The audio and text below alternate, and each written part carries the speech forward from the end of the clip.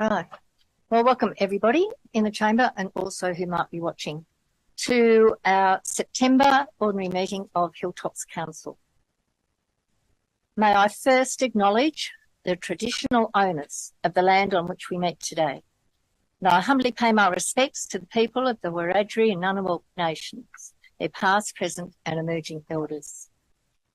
If you're asked to evacuate, the emergency procedure is to exit via the door leading out of the building directly outside the council chambers and proceed to the footpath opposite the council chambers and await further instructions.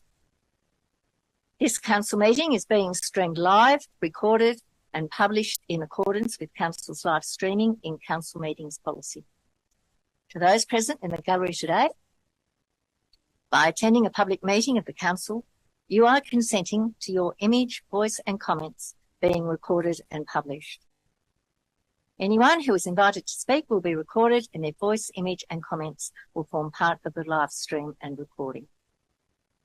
The Chair and or the General Manager have the discretion and authority at any time to direct the termination or interruption of live streaming. Such direction will only be given in exceptional circumstances where deemed relevant.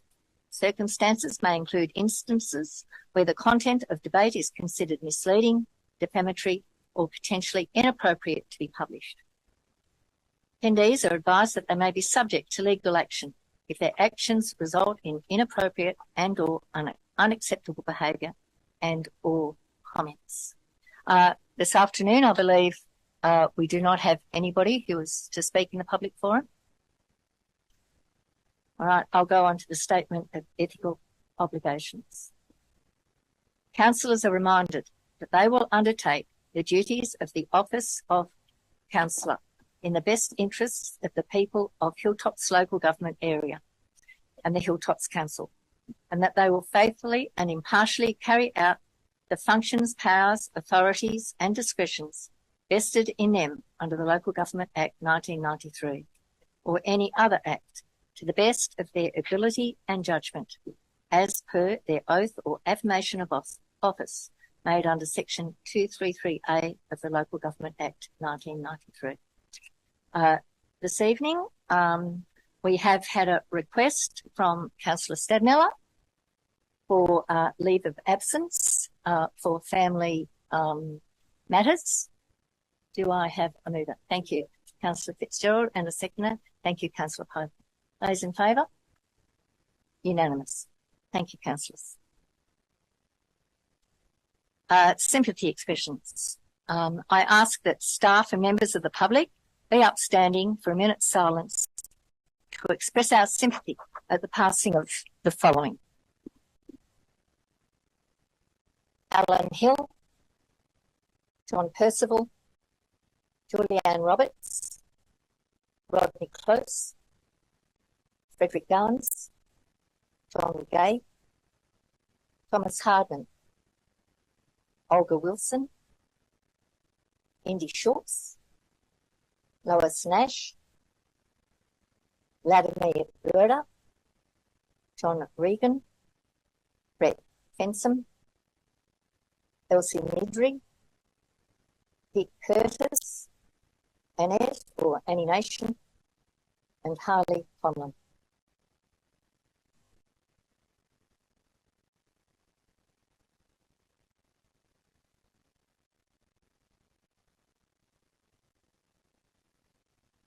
Thank you, councillors.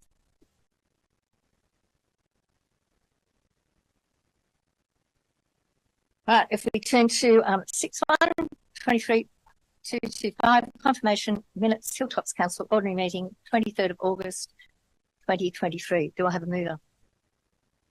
Thank you, Councillor Foreman, and a seconder, Councillor Fitzgerald. Any discussion? No. Those in favour? Unanimous. Thank you, councillors.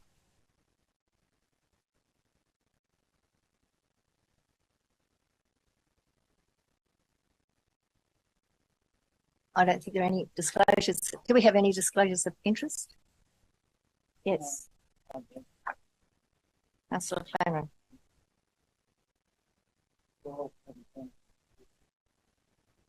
12:17.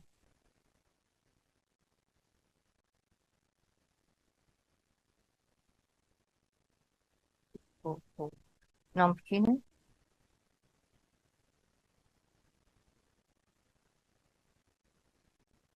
Thank you. Sorry, Councillor, so you've been staying in the chamber of debate, Yes. etc. Yep, thank you. Okay, nobody else? We'll move on to, there isn't a mayoral minute today, and on to number 991, mayoral report. You can see the engagements there that kept me busy over the last month. So do I have a mover? Thank you. Councillor? Seconder? Councillor Armstrong. Thank you. Those in favour? Unanimous. Thank you. We'll move on to councillor reports. 10.1, 23, 227. I'll go around the room. I'll start with those who have been here. Councillor Armstrong, do you wish to? Nothing to add, Madam Mayor. Thank you. Councillor Dodd? Nothing to add. Thank you. Councillor Fitzgerald? Nothing to add. Councillor Foreman? Nothing to add, thank you. Councillor Mackey?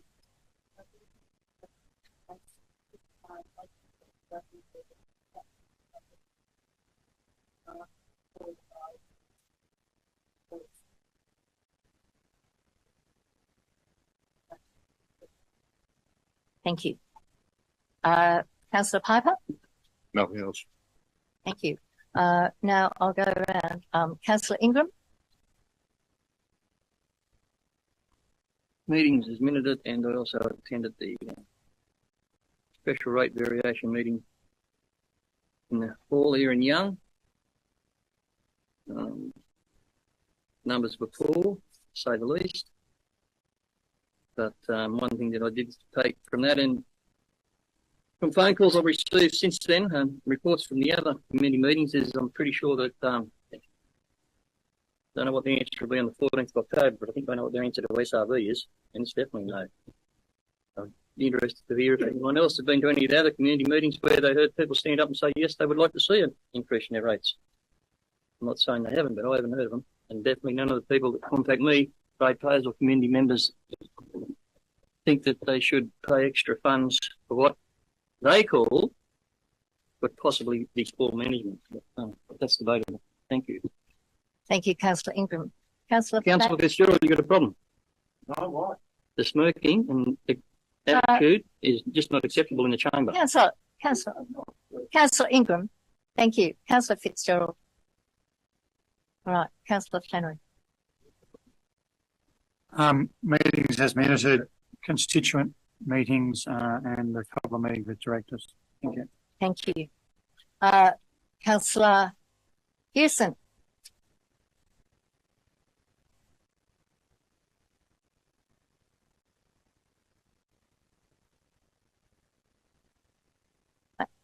Okay. Thank you very much. All right. Can I have a mover? Thank you, Councillor Foreman, and a seconder, Councillor Mackey. Those in favour? Unanimous. Thank you, everybody. Next, we go to 11, the Community Recognition Scheme. Has anybody? So, Councillor Ingram? I didn't think of till later today. I don't know if it's been done yet or not, but I think a letter of recognition, if it hasn't already been sent, to a member of our staff who's left after, I don't know the exact number of years, but Councillor Armstrong might be able to look. It's been a lot of years. And that's Leanne Hardy. Her helpfulness and community knowledge is another great loss to this council. I think we should send a letter of appreciation for the years of hard work that Leanne put in, both in a number of areas and as well as being the PA to several general managers. So thank you for your service, Leanne. Thank you, Councillor Henry, and I think we all endorse. May I add to Brian's and Marie Lamb has served 31 years. I thought I heard around how long? 15 Oh, 15. Okay. I think she probably possibly also, yeah, she's been a great service. Thank you. Yes, and we will certainly make sure that letters are sent to those long-serving servants of our community. So Councillor Ingham and Flannery, we're happy to have that part of the one motion to move forward. Thank you. All those in favour? Unanimous. Thank you, councillors. We'll move on to 12 and I'll hand over to the General Manager. Thank you, Madam Mayor. Both for 23/228 election of Mayor and 23/229 per Schedule 7 election of Mayor by councillors. I've received one nomination for Mayor, and under Schedule 7 Part 1, Clause 3, Subsection 1, if only councillor is nominated, the councillor is elected. And that's under the Local Government General Regulation 2005. So therefore, in the absence of any other nominations, congratulations, Madam Mayor, you are elected Mayor. Thank you, Mr. General Manager. Moving then on to Clause 23/229, just as I'm the returning officer, Madam Mayor. The same principle applies. I've only received one nomination for the election of Deputy Mayor. That is Councillor Alison Foreman. So therefore, under the same regulation, congratulations, Deputy Mayor Foreman. At this point, I will now pass back to the Mayor for the next report. Thank you. All right. Thank you. Thank you, everybody. We'll go on to... Under Schedule 7, there is no requirement to vote, only if there is another councillor nominated. Do we, one section you nominate, and then an election is held. There is no election or vote per the regulation. Thank you. Okay, thank you. We'll move on to 12.3, 23/230, executive meetings attended. We have there in front of us. Move the question. Busy? Move the question. Yes. Councillor Anders, seconder. Thank you. Councillor Armstrong. Thank you, Madam Mayor. Just in regard to the General Manager's list of extensive list of meetings there, I do note on the 25th of September was a meeting with IPART. This relates, my question doesn't relate to the operational aspects of that meeting. It relates to a report later in this business paper. I'm just wondering whether the inaccuracies in the documentation provided to the council by IPART in relation to the current rate peg has been amended, and that council has been provided with fresh figures that relate to that. Or will that matter be covered later on in the report? The matter in relation to the financial assistance grant, is that what you referred to? Yes. That's not distributed by IPART. Oh, sorry. My apologies. Yeah, so that's a separate matter. Thank you. Thank you. All right. If there are no more questions, I'll put it to vote. Those in favour? Unanimous. Thank you, everybody. Pardon me, I just missed a page. We're at 12.4, meeting dates and times for the ordinary meeting of council. Do I have a mover? So moved. Thank you, Councillor Armstrong, and a seconder, Councillor Piper. Any questions? If not, we're there. I'll put it to the vote. Those in favour? Unanimous. Thank you, everybody. Next one, 12.5, 2022/232 draft legislative compliance policy. The recommendation is before you. Do I have a mover? Thank you, Councillor Fitzgerald, and a seconder. Councillor Mackie. Councillor Fitzgerald, do you want to ask a question, make a comment? Not at this point in time. I'll throw anybody else. Any question? If not, I'll put it to the vote. Those in favour? Unanimous. Thank you, everybody.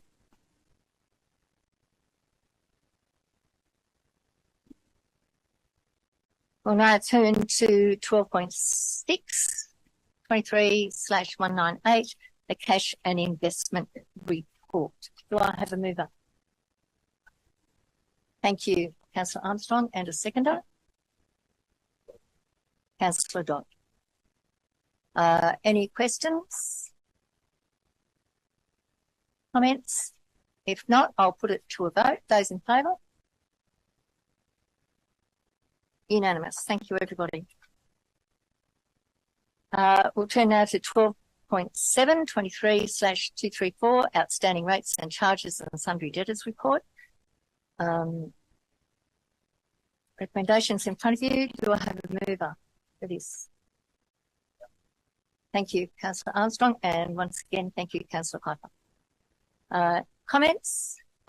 Questions? Yes. Oh, Councillor Armstrong and then Councillor Fitzgerald. Thank you very much, Councillor Armstrong.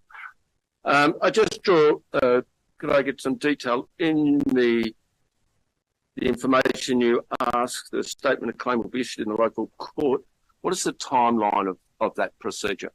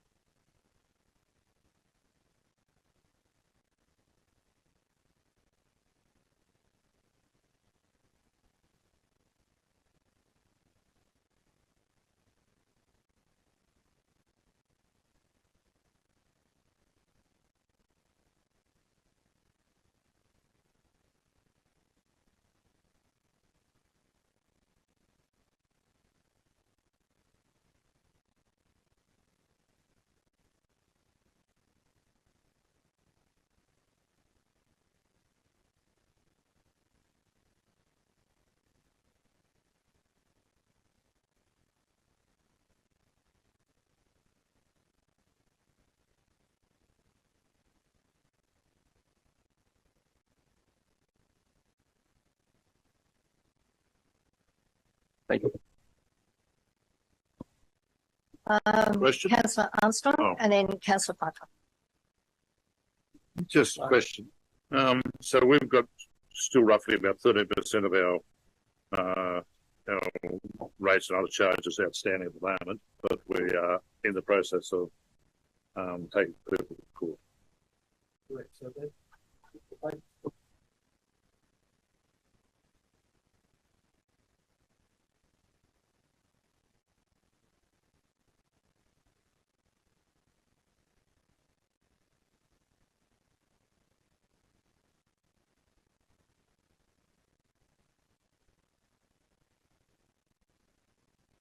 Apologies for that. Sorry, apologies. Sorry. So the next list is outstanding rates have been outstanding for some time, general rates, and we'll go through the same process.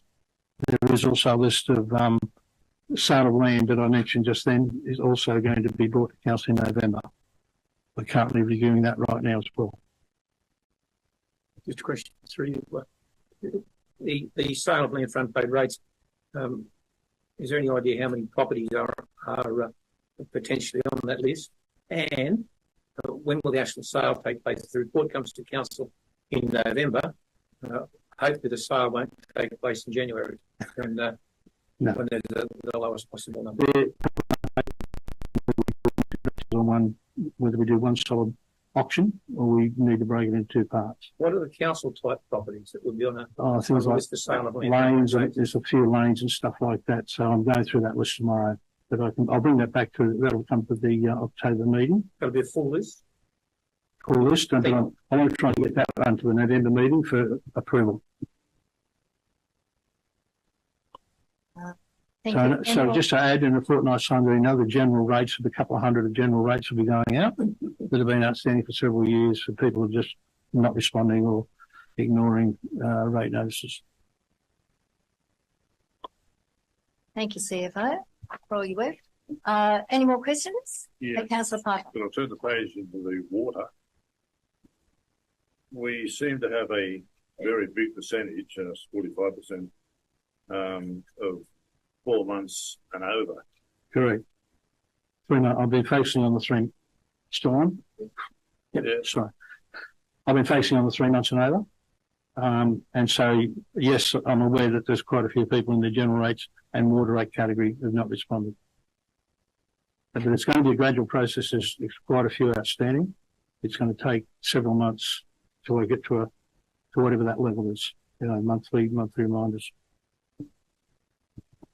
At what point are water restriction valves put on overdue water account? That does happen as well. And so we may have to look at that in relation to some of these old debts, particularly people that are not, for some reason people, I don't know whether it could be cost of living issues, pressures, but it's a bit of a worry when people actually don't respond in some form at all. And so that's a track we may go down. Yes, I realise that's an option. The question was, at what stage do we normally do it? If I don't get a response to the ones that I'm sending out once I get the first, second reminder and letter of demand, that would be the time I do it. I presume you have to give warning. Correct. Yeah, we'd send the first reminder. I've been drafting. There's first and second reminder notices are going out to all people at the moment, and then the issue whether I put it to a letter of demand, but in relation to water, I'll probably put a restriction on.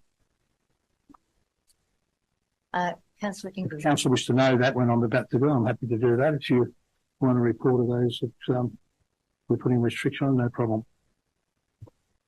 Thank you. Just with it was mentioned about the water debtors.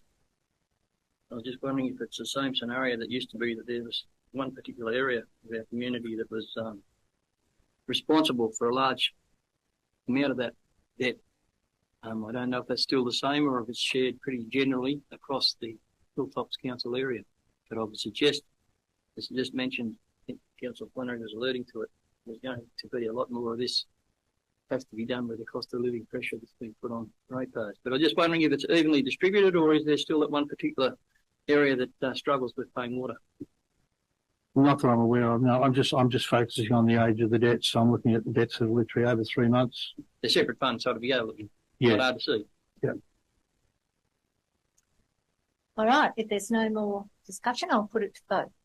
Those in favour? One further question. Did the CFO say that he would bring that back? I'm happy to bring it back. Will you be bringing that back to council? In terms of water restrictions? Water restrictions and disconnections? Yes, okay, I can do that. Yep. Once I get to that stage, so the next lot of reminders go out. So 2 weeks' time, the next of the very old ones. So I can do that probably at the October meeting, actually. Yep. Or what we've got to at that point. Yep. Thank you. Finished? All right, I'll put it to the vote. Those in favour? Unanimous. Thank you, everybody.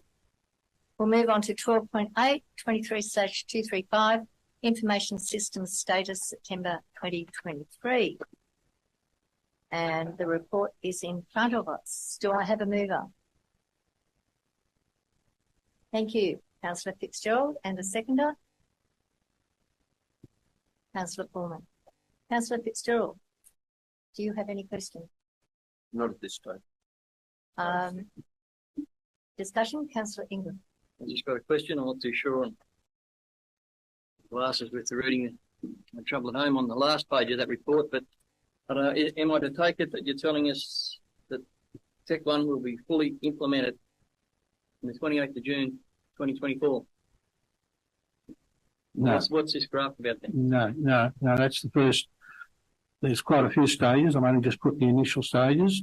My first stage at the moment is we're reviewing all the revenue components. I've actually just given a quote right now off Tech One for Extra One training going across the entire organisation. There's another module which we'll be putting in with the e-invoicing, and then the asset management module. I have no idea how long the asset management module might take to actually. So I'll go back to, I'll change my question. So no, I can't. Can anyone tell council or the community when we might be able to utilise the Tech One technology that we're paying a considerable amount of money for, as was alluded to by Councillor Armstrong at the last meeting today, to do the work it's supposed to do? Are we talking years still? Are we still years out from being able to utilise it? Or obviously it won't be completed by 2024 by the sound of it. Given that this was set open on the line in 4 or 5 years ago, I don't know. I'll just ask, have you got any idea? The asset management module will be the biggest thing. No, Tech One, so we can utilise it for what we're paying for, is the question. Sure, certainly. So I anticipate that by the end of June that we'll have most of the other modules in place, and it's just a matter of whether I can get the asset management module up. We haven't even spec'd that out yet. So the answer is no, you don't know. No, I don't know. Thank you. That's all you have to say. Pretty simple. Madam Mayor, I'd like to move an amendment. Yes, Councillor Armstrong. That amendment would read, instead of B, that's there received the note and report, there would be, B would become A, and B would be, council be provided with progressive monthly reports detailing the progress of the project.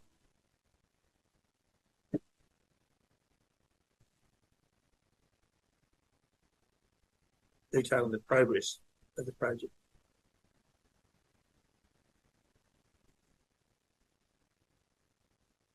Sorry, just before we go to Councillor Rowland, Councillor Fitzgerald and Councillor Foreman, before it becomes a vote on an amendment, are you happy to incorporate that into the original motion? Yes, I am. Yes. Councillor Fitzgerald? Yes, I am. Okay, so therefore it doesn't need to go to a vote, Councillor. It becomes the motion. So the motion is there before you, Councillors. Thank you. CFO, when we say, my understanding is that increasingly more facilities are coming online with Tech One. So to say it's not being implemented or used is not correct. Oh no, the system's being used. And it's increasingly being used as... Correct. Currently, so internally we're currently working on the revenue module, and there's also work going in relation to the reporting structure, and that's just started. And I've already just spoken to Tech One about, they've come back to me yesterday in terms of getting a quote, so I know what it's going to cost in terms of training, the Extra One reporting. So no, we are certainly using it. We've actually then expanded the revenue module, and obviously I'm linking that into the issue around debt recovery. Could I have a point of clarification, please, Mr. General Manager? Question to Madam Mayor. Did you just insinuate that I said it wasn't being used? I never ever said it wasn't being used. So I'm just asking if your question to the CFO was to contradict my direct question. No, it certainly wasn't, Councillor. It was just to clarify with me. That's all. Yes, that was no intent there. Thank you. Of course there was. Sorry, Madam Mayor, question. Councillor Flannery. The percentages on page 62 and then the numbers on the very finely printed Gantt chart. Is there any correlation between the two? What do the percentages on page 2 relate to? The percentage at the moment, estimates that I've done at the moment, and as in terms of the answer to progressive reports, estimates of usage in terms of the usage of the system. So that they're just estimates that I put down at the moment, and they'll be refined as I go through the project. When you say usage, could you clarify what you mean by usage? Well, there's areas that I'm aware of in relation to rating, in relation to payroll, etc., that we're not using to the full extent. Not suggesting we may ever use 100% particular system. That would not necessarily be the case. But I'm actually highlighting the fact that we have the flexibility and we've got the technology within the system to be able to enhance and reduce manual handling and improve efficiency. And that's my aim. Okay, thank you. To me, the uneducated, untrained eye, that doesn't really correlate with the background and objectives, which to review and improve the functionality of the modules, point number one. Refine the configuration that's reasonable, to assign business process owners and assign responsibility of module owners. Approach to ensure that the structure is sound, aligned to cost centres and project codes. Reviewing reporting requirements at all level of the organisation. Review financial delegations. I would have thought they're pretty basic intents when you purchase any software package. Timing, organisationals, it has to be aligned with organisational and staff priorities. How does that fit with ratepayer dollars? How does that fit with what? Ratepayer dollars? Yes. I mean, what I've said there is quite true in terms of the objective. That's what I'm aiming for. We haven't had module owners in the past that owned each of these modules, so the responsibility given to people in terms of managing the modules. The other thing that I've asked Tech1 to do, and we're looking at the moment, is to make sure system configuration across the modules is set up properly, because when we go to put in the asset management module, and currently with the financial statements, we're finishing off a building revaluation right now, so independent valuation. We're doing a tip and quarry remediation. I want to be able to load that into the system, but obviously do it gradually. So that's certainly part of the objective of developing the system. And then to the second part of the question, there's percentage completed, technology 1 system development, 8% completed, project implementation, 8% completed, internal staff training, 2% completed, report writing and training, no % completed, technology 1 delivery, no % completed, accounts payable, no % completed. To me, those numbers, asset management, no % completed, does that imply that 100% completion is what's aimed for? But they don't seem, I don't understand how those numbers correlate to the numbers on page 62, or is there no relevance or correlation? Between what, the background or approach, or? I literally don't understand. Okay, sorry. On the Gantt chart, it's at a very high level. It doesn't go down to the detail, because if I did that, I'd have a project plan for each one. So at the moment, I'm focusing on the revenue modules, and that certainly is a number of steps involved in that process. So, okay. Do you, Madam Mayor, to the councillor, I think the question is for the technology 1 system development completion of 8% on the Gantt chart. You're trying to reconcile that to the modules in use of the 80% and 85s. Correct. Okay, and so from that, my understanding is that's been Mr. Smith's assessment of the modules in use at this point in time. From this point in time, the project plan as extrapolated across from the August, September, October, where we are now, across how much of that project plan has been completed as at this point in time from that beginning point in time. So they wouldn't cross-relate. One is related to a point in time looking forward. One is an assessment at a point in time of the whole project. That's correct. Look, Thank you. Thanks to the director for getting the report, but it doesn't give me a lot of information, to be honest. For a system we have paid millions of dollars for, page 62 would indicate that it's providing some pretty comprehensive information.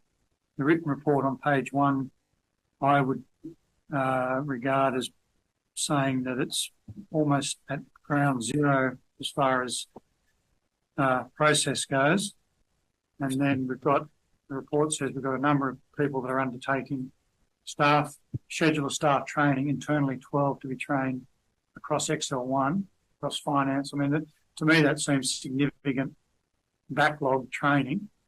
The outcomes are to reduce, point number 5, to reduce manual processes and improve efficiency. I mean, 5 years or 6 years down the track, I don't understand why we have any, I mean, I know we do. But if I look at those 80, 95, 75, 85, 85, 95% utilisation, and yet we're still using manual processes, the report doesn't provide me with much information on where we're up to with it. So comment. So at this stage, the only thing that I've kicked off is the revenue module review. And in some cases that does require a change in efficiency and change in business processes and practices and structure. Okay, internally. I'm not looking back at what's happened over the last 5 or 6 years. I'm looking to the future, what I need to get in place. The second thing in terms of the internal training, there's 2 days of training. I'll get a price off Tech One and what's involved there with Excel One across the organisation. And that will be actually to pull out sophisticated reporting. And we've already started that process, but not through Tech One at this stage. But I did have an email from them yesterday about getting that ready.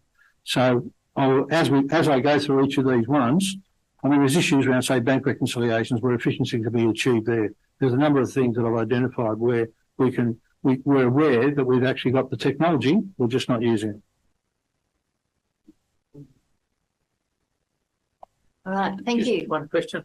Earlier, the Councillor CFO advised council that one of the deficiencies in either the knowledge base or the setup, the system, was that we couldn't print a rate notice. Can we print a rate notice now? Yes, we can. Wonderful. Might add that I'm working on producing consolidated reminder notices. I'm just happy that we can print a rate notice, Yes, given we can. that's our core business. Yeah. And 7 years into the system, we can finally do it. Yeah. Hurrah. Might I just say to the CFO, just a question regarding the staff. Are you finding the staff are coping with training and the efficiencies are improving, or are they, how many would you say are trained? Hang on. The staff are embracing the training, yes, and basically highlighting the fact that they probably should have been provided that training in the past. Okay. Okay, so that's a common response, and they're comfortable using the system. So they're comfortable using Tech One. I just wanted to improve that efficiency level. Okay. Thank you. If no more discussion, I'll put it to the vote. Those in favour? All but one. Those against? Councillor Ingram again. Pardon me. We'll move on to 12.9, 236. No. Summary of contractor costs, 2022 to 2023. Once again, the CFO's in the box. Can I have a mover, please? Thank you, Councillor Armstrong, and a seconder, Councillor Piper. Councillor Armstrong, do you want to Question for the Director or General Manager. Right, that's the plan. A note on the schedules, appendices and lists Hilltops as having a population of 199. Oh, you're on the wrong report. Sorry, Councillor. You're on the next report. That's right, 12.10. Sorry. Jump your head.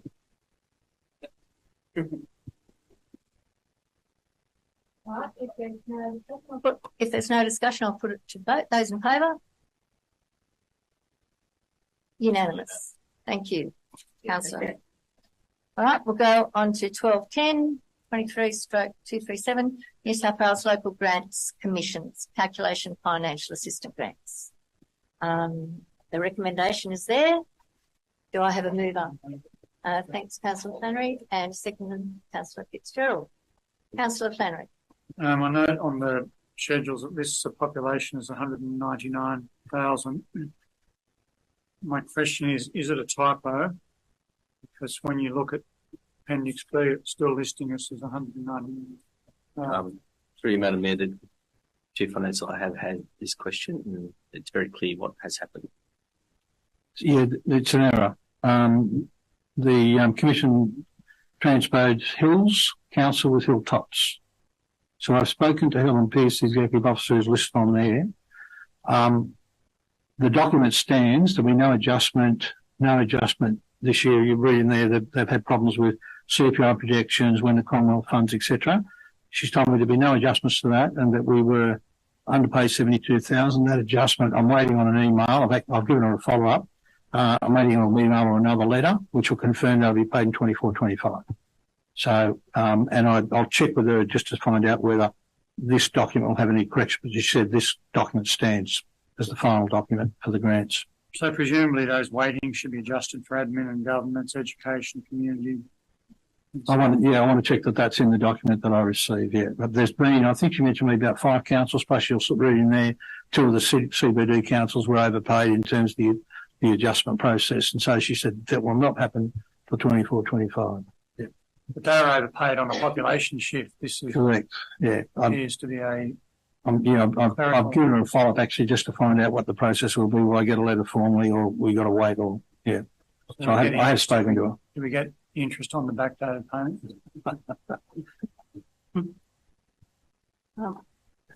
It would be good. Well, they can pay us now if they want. That'd be like asking, can we get interest on the delays of the Bundabo Bridge and the fact that we were carrying about $5 or $6 million in cash while we waited for because of all the storms and weather. No.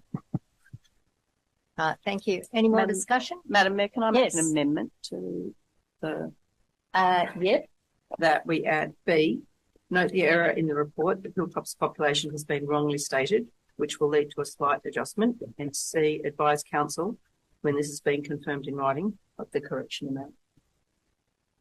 Yep. Councillor Funry, you're happy to use the mover for that amendment? What was B and C? Sorry. That was note the error as provided within the letter, and see that councillors be advised when we've received confirmation of that error and the consequence. Yes, and I had D, that council, the finance minister request interest on the late payment. I'm sorry, I missed who was the seconder for the original motion. Who was the Councillor Fitzgerald? Are you happy for those 3 amendments? Okay, thank you very much. Okay, so right, finance minister. So we have A, receive note the report. B, note the error in the report.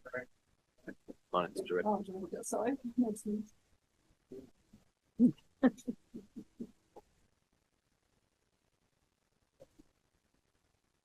Request.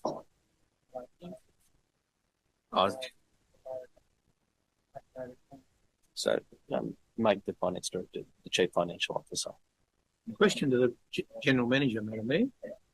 Yes, I do note that in that letter from Helen Pearce on page 71, there's a bit of a grey cloud, I think, over the paragraph that's headed up a message of caution.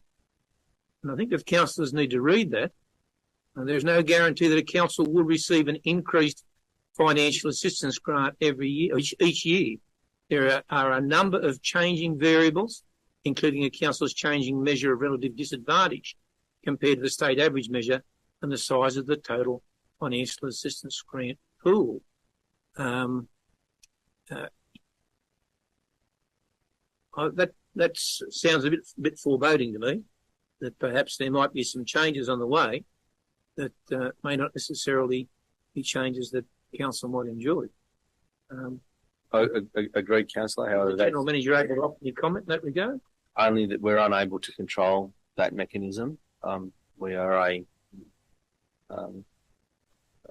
suppose a price taker in this way. It's what we get is what we get, and they challenge that.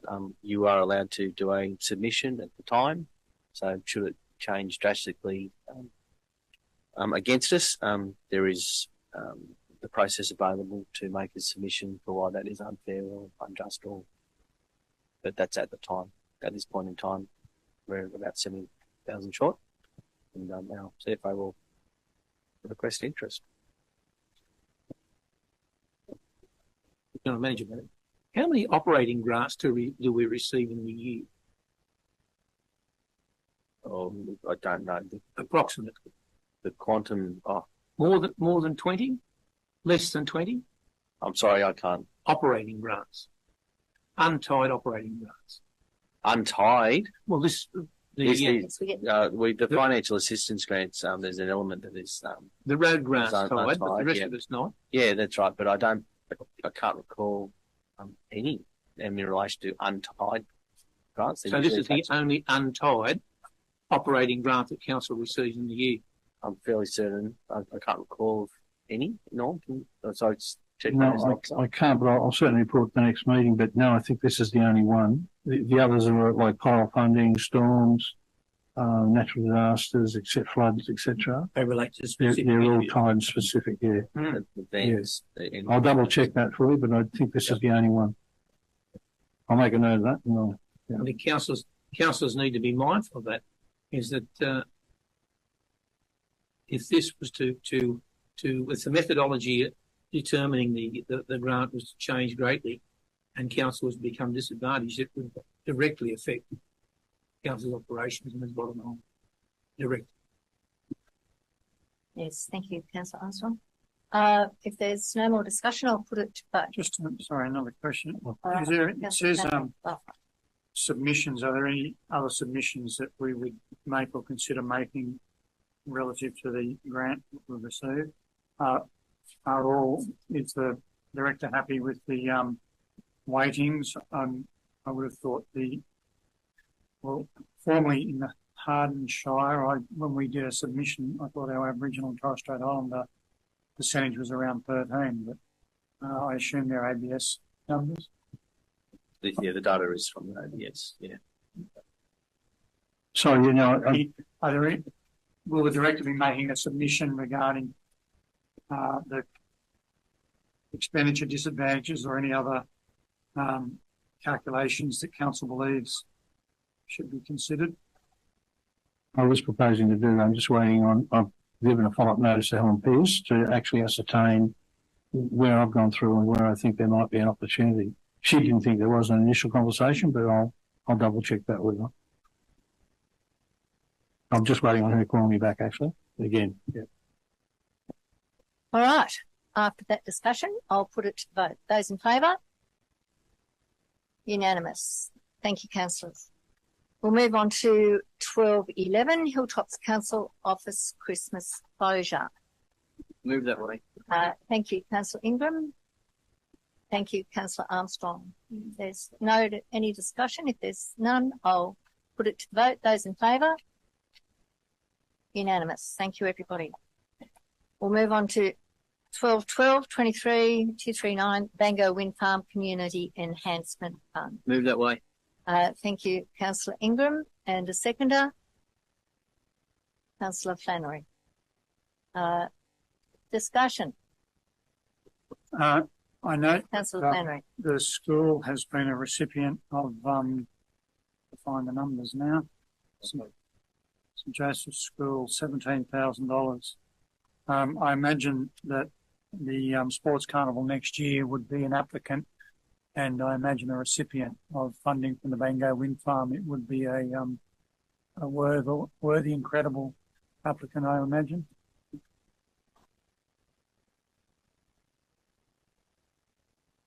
Through you, Madam Mayor, we can certainly encourage them to apply for the fund. Yeah. Councillor Flannery, I totally agree with your comment in regard to that matter. I think this will take a lot of pressure off the sponsorship and program, with a number of organisations in that community now able to gain funding from the BANGO Wind Farm Enhancement Fund, where it's not eligible for anyone else. So no doubt that committee will take note of that if they happen to receive a double up of submissions at the time, including the carnival. Thank you, Councillor. If there's just a question for Councillor Parker, was there a reason given to the one project that missed up? Were there any reasons given?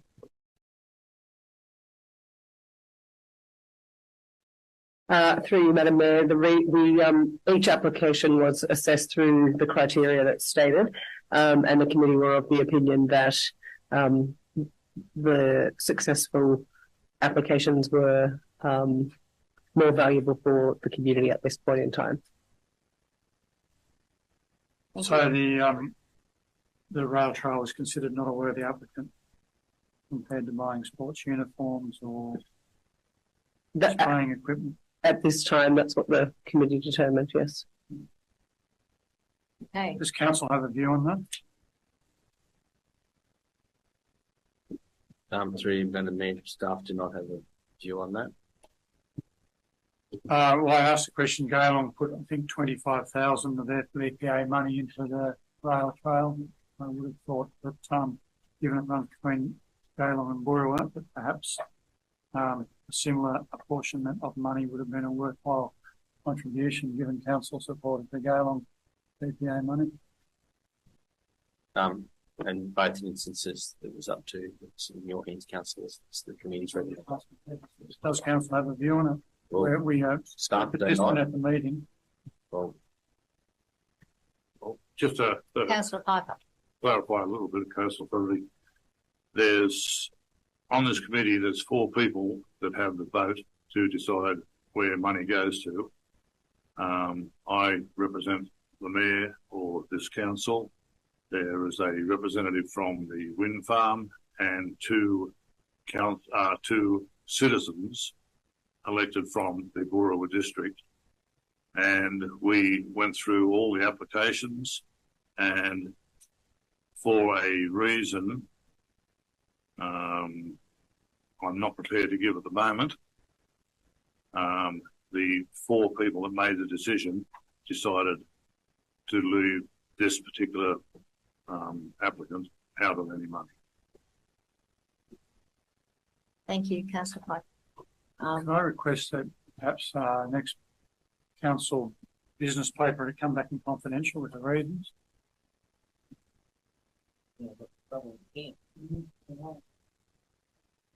I'll take that on notice. I'll check the terms of reference. The terms of reference are clear about what the powers are. It's a recommendation to council. And we can ask the committee for further information. See whether that can be provided. I would like to just say I also support Tony in that. I was quite surprised that out of 16 applicants, 15 were granted funding and only 1 missed out and received 0. So that was also a question that I had and would like to also raise. So I support Tony in that. Mr. General Manager? Again, I'll check the terms of reference about what their reporting function is. They've made a recommendation, reporting function outside of that. I'm not sure that it extends to the reasons why, other than this is their recommendation. Can I get clarification? I mean, Councillor Piper stated that council has a voting position on behalf of the General Manager or council, and we've been told that for reasons that not wanting to disclose, that the 4 voters chose to leave one of the applicants out. And I think, given council has a vote, we're entitled to know. Could I request council goes into close for this matter to be discussed and closed right now? Do you have a seconder? Do we have a seconder? Councillor Foreman? Those in favour? Okay, unanimous. All right, we'll go into close. Members from the public, can you now leave the chamber? Or...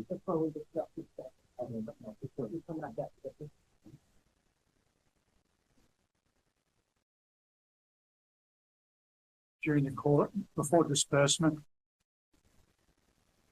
With us, with council, the funds are paid to council for just. What's the process of payment by Bango Wind Farm of the money? Does it come into councils? Yes, it does.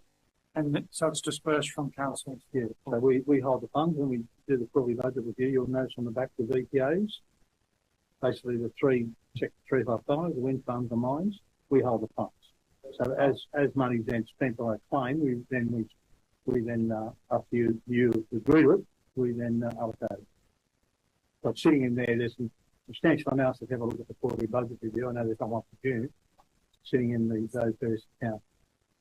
And this is it per generating turbine? Sorry, just trying to remind myself. Once it's commissioned, do they pay funds based on every turbine that stands or every turbine that generates? Yeah, there's a statutory amount.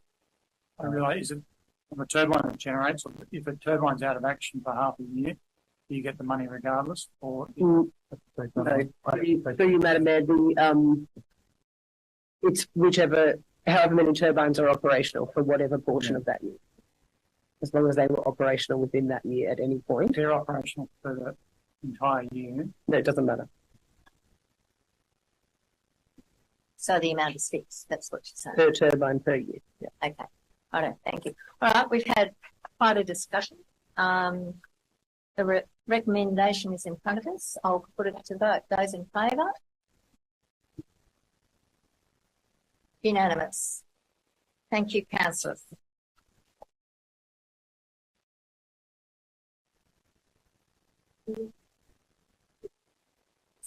12.13, proposal to close an area of excess road reserve adjacent to Taylor's Flat and Old WHEEO roads, Taylor's Flat, for the purpose of the construction of an RFS facility.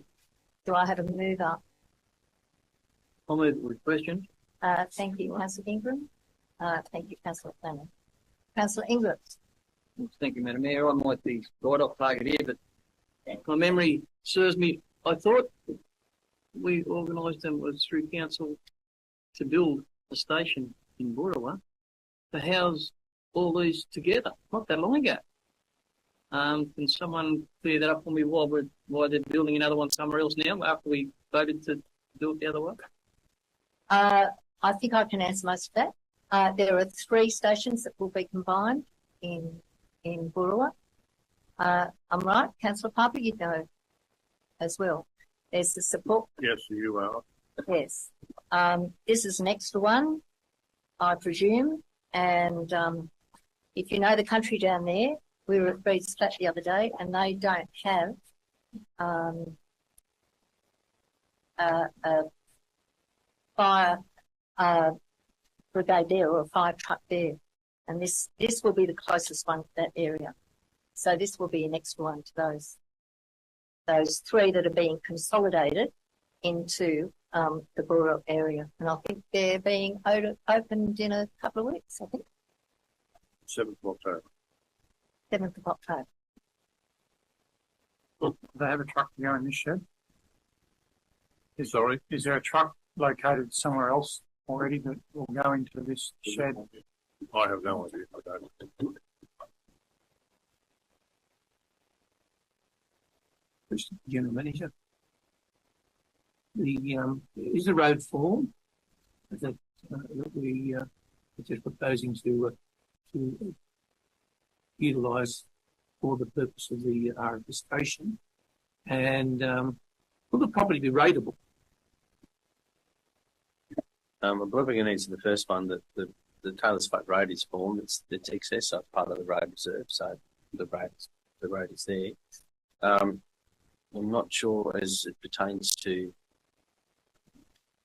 rural fire service whether we rate them or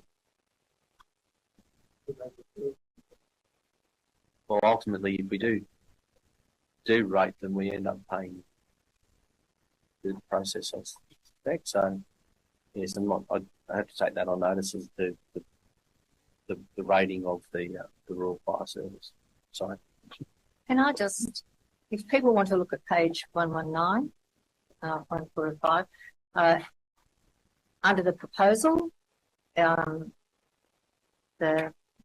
New South Wales Rural Fire Service have given us this information from Andrew Dillon. It's required to garage fire and fighting vehicles, associated equipment, use in fire suppression activities. At present, those vehicles and equipment are housed in local open farm buildings, and the aim is to have vehicles and equipment housed at the one location. Be used for storage of firefighting appliances and equipment, will not be used for permanent habitation. So the idea is to bring all those resources into one area. And if we're looking at we're looking at a fire season that could be fairly extreme, then the purpose of this from the RFS is to be well prepared for any fire that might be in that area. So, if there are no more comments, questions, queries, I'll put it to the vote. Those in favour? Unanimous. Thank you, everybody. We'll turn to 1214 23-241 development application stats for August 2023. Do I have that with a question? Thank you, Councillor Fitzgerald. Do I have a seconder? Yeah, Councillor Dodd. Oh, happy to second it. I just didn't need to declare, but I've just noticed that there's a property listed in here for some development that we would have received a notice about because it's next door to a house my wife owns. okay. So I you're just want to make that public, that's all. Yeah. okay. Right. Councillor Dodd actually said that he would second it. Are you No, thank you. happy with that? All right. Councillor Fitzgerald, you have a question? I have just a couple of questions on page 137. The DA 2022-0095 general industry. Do you have any detail on that? For you, Madam Mayor, in terms of the further information that they are requiring. So it's to do with requiring adjacent landowners' consent and amending plans for stormwater. There's also some Crown land issues to address in that application as well. I'm lost. What's the general industry? I'm pretty confident it's warehousing, but I'll get back to you on that. Yeah. Okay. And the second point is just purely for my aged eyes, can we take into consideration the use of black writing on blue in the pie chart? I find it very hard to read. Thank you. Right. Thank you. Question. Yes, Councillor Armstrong. Just on page 127, DA 2022-0197, 48 Smith Street, Harden. I'm wondering whether there's been any movement on that DA in the last month. Through you, Madam Mayor, the consultant did get in contact with us to say that resubmitting information, the further information is imminent. I understand that information had been considered by the board, shepherding that consent, and some additional work needed to be done, but we expect to hear from them soon. Thank you. Okay, thank you. Councillor Flannery. Questions. Page 127, the second last DA 2022-0206. Should that read Warrington or is that Wellington? Question on that, which is not that important, just incidental. On page 128, there's a number of DAs going back to March and April this year, and they've all got further information requested. Does council follow up any of the requests for further information, or what is the process? Same on 129. So through you, Madam Mayor, yes, we do have a process where we follow up, and on 3 occasions, there's after 40 days, we send a reminder notice to say that we're still having this information outstanding. We do it again in another 40 days, and then after that, we make a determination as to whether we need to make a deemed refusal or not at that point.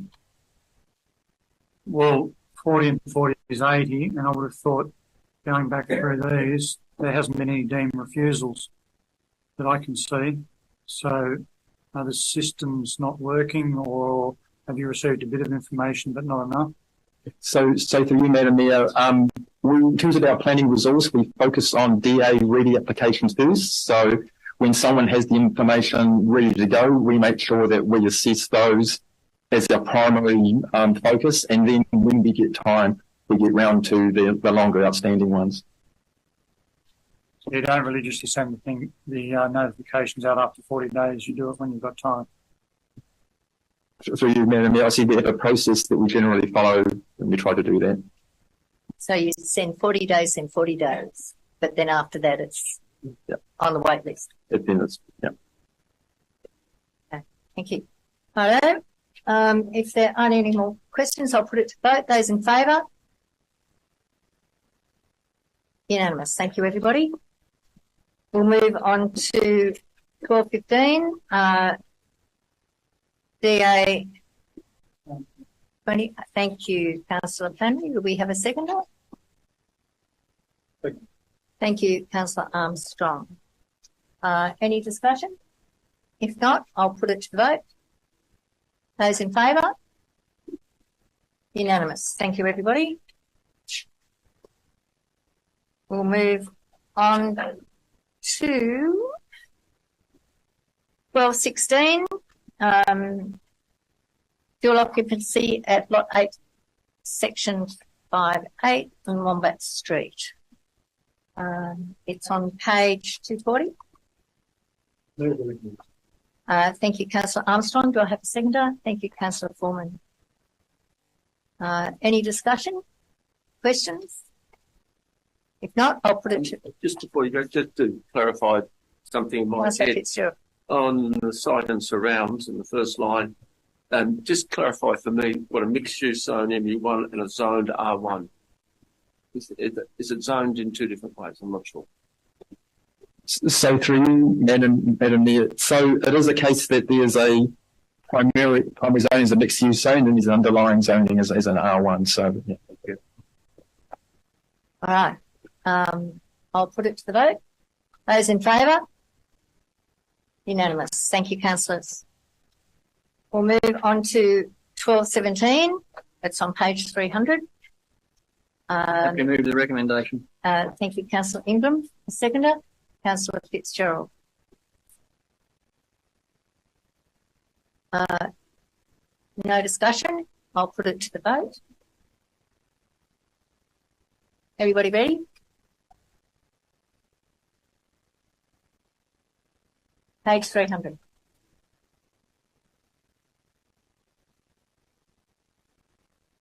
That's it.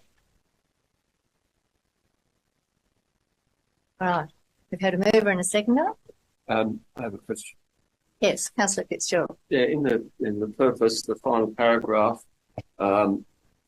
states that concurrence was from the secretary was not obtained, and then it says council was precluded. Does that essentially say that we can't approve this? Through you, Madam Mayor, yes, our LEP is structured that we need concurrence from the planning secretary. So why is it up for council? Because this is a matter that you need to make the determination on. That's the way the delegations work. So that's what's in front of you today. Okay. So. Yes, I'm aware that that's the decision in front of you. Yeah. All right. Councillors. Do we say yes, Minister? All right. I'll put it to vote. Those in favour? All right. And we've got one abstaining. Thank you. Oh, pardon me, I turned it on. 1218, we're right. GA 0057 dwelling house at 95 Farm Street, BOOROWA. I'm going to move the recommendation. Okay, thank you, Councillor Ingram. Oh, second this one. Okay, thank you, Councillor Fitzgerald. Any discussion? Yes, question. Just a question. Sorry. Sorry. Just, I note that that what appears to be the issue in the departure from the development control plan is actually the setback of 27 metres. I'm just wondering what disability that, if any, at all would be created by a 27 metre setback, or whether that, given the relatively unimproved nature of the lands there, that there would be no real loss to the amenity of the area at all. So through you, Madam Mayor, it's actually, yes, so the variance from the BOOROWA DCP is to do with the design of the building and having the garage in front of other parts of the dwelling. And it's actually because of the setback and the landscaping in front that offsets the streetscape impact of that. So in fact, that setback is the reason why, it's the benefit. Councillor Flannery. I refer you to page 413, and I assume it's a typo, and also to 412. When I look at 412, north is very clearly pointing to the right-hand side, which would mean east is to the bottom of the page, unless something's changed in recent times. And then I look at the elevation. So clearly the east elevation should show, or the east elevation, the diagram on 413 is showing sliding doors and a window, but everything else is describing the garage and carport as on the roadside, which is the east. So I can only assume it's a typo, but is there an explanation other than that, or is the compass changed? Madam Mayor, as much as I wish to say that we've got power over the compass, it's actually reversed. Yeah, that's a typo. So is there a reason, is there no laneway access from the back? Through Madam Mayor, I can take that on notice. Obviously that's not where the primary access is coming from. You're the director. I mean, wouldn't you ask that question when the DA comes in? Notice, we're voting tonight.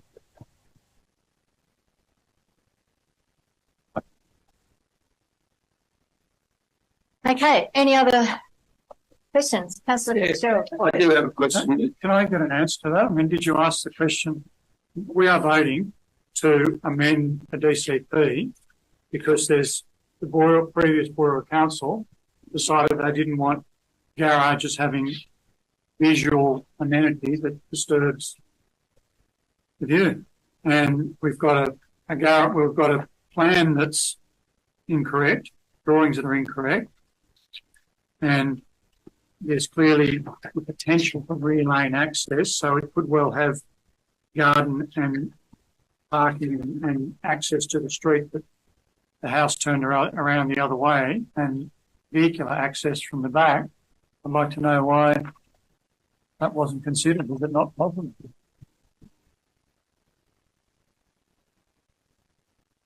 Look, can I just leave this item on the table? I'll go and do a little bit more work and come back to this meeting because I can't answer that at this point in time. As I said, I'll move it be deferred till next meeting. Yep.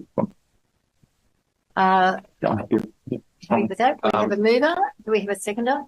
So councillors Ingram and Fitzgerald. Are you happy to defer it? Yeah, I think we need to have all the information on the table. It's disappointing that the information can't be provided when the report's given. Councillor Fitzgerald. I'm happy to take it. Or then Okay. Can I ask a question before we vote on that? Yes. I'm just, and you may not be able to answer this, but I'm intrigued by the structure of the block being, according to my reckoning, 20 metres wide and 100 metres in depth. Is that typical of that area?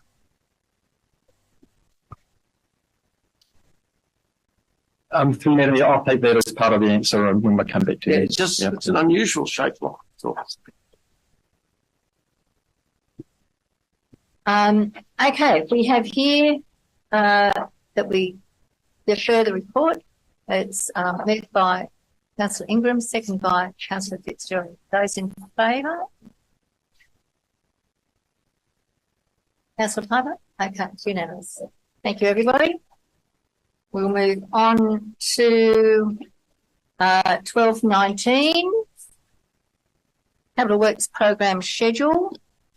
And the update is there. Councillor Flannery, you're moving? Yes, and a seconder. Councillor Foreman. Councillor Flannery. Yes, a couple of questions. The Harden Maryborough Museum extensions, is it realistically, I mean, the timeframes on these projects look to be quite extensive, and I refer to the museum extension, which is slated to take a year. There's no starting date for the Gaylong community limestone park work. Doesn't seem to be happening this year. We've had that money has been in kitty for I think 2 or 3 years now. So can we get a reason why there's not going to be progressed at all? A disabled toilet is going to take 6 months to build. caravan park cabins and caravan park camp kitchen for Boorowa and Harden. I thought they were. I didn't think we had any money in the budget for those. New Bindle Road intersection is stated as being complete. Is that the case? Untitled Bridge, is it complete?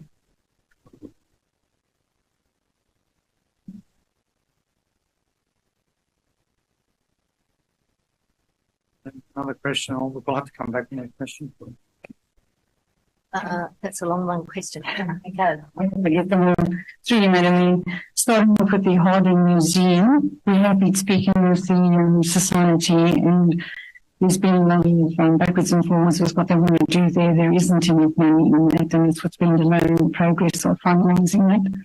And we are in discussions with them, so that's something that we need to finalise, and we don't have a time frame on that. That's why it's extended on the program. Limestone Park, we have meetings with the community regarding Limestone Park. Unfortunately, there have been some delays due to land matters that we need to resolve before we can progress with work there. So that's the reason for that delay. What delays specifically? Through you, Madam Mayor, to discuss that, we'd have to go into confidential, if that's what we want to do. Could it be brought back to the next meeting in confidential, please? Yes.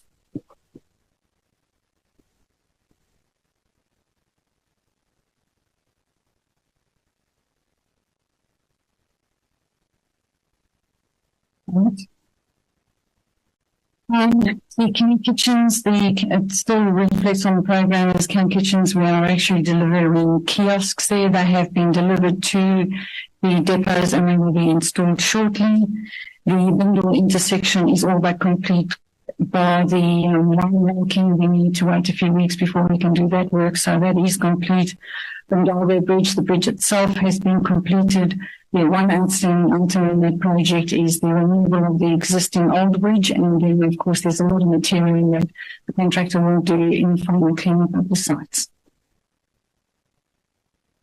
Thank you. The public cemeteries, that's a report. We're not building a new cemetery, I assume.